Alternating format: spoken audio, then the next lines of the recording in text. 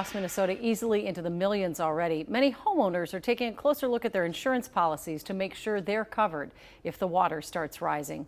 Gordon Severson explains what you need to know. Gordon? Yeah, insurance agents tell me the average Minnesotan has less flood insurance coverage than they might realize. If you have a basic homeowner's insurance or renter's policy, they say basically chances are you have no coverage at all.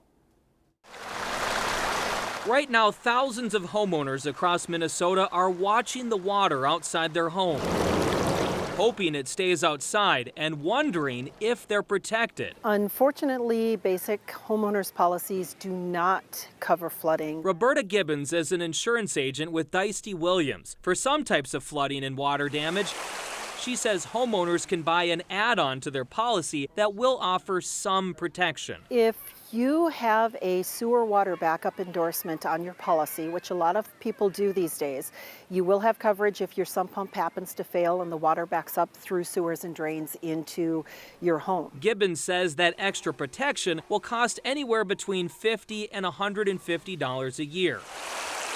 But if you want protection from major flooding, she says you need a completely separate policy through the National Flood Insurance Program. They will cover you up to $250,000 on the structure itself and up to $100,000 for your personal property coverage. Anyone who lives in a flood zone should seriously consider it. The Minnesota Department of Commerce says very few Minnesotans are enrolled in that program. Out of 2 million households, less than 11,000 are actually protected from flooding. The department says the average policy costs around $400 a year. It's going to depend on where you live. So if you live in a flood zone, if you're right near a river, especially a river that has a history of going over the banks, it would be a little bit more expensive.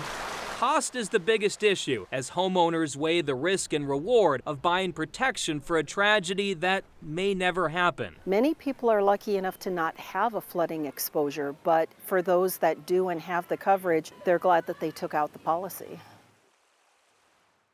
And insurance agents say if your home is damaged, say from wind or hail, and the rain gets in and causes water damage, you're most likely covered by your basic insurance policy there. But if you have flooding from an excessive amount of rain, that is a different story. For that, they say you would likely need one of those policies from the National Flood Insurance Program.